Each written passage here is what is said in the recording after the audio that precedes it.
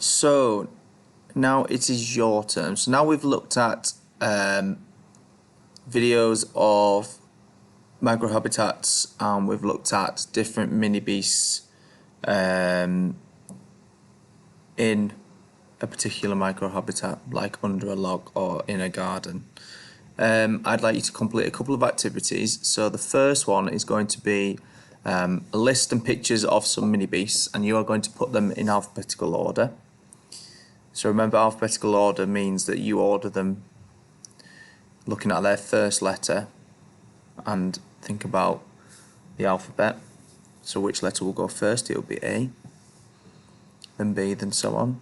And then the next activity is going to be a cutting and sticking activity, where you are looking at the patterns and you are cutting out some insects and continuing those patterns so they stay the same.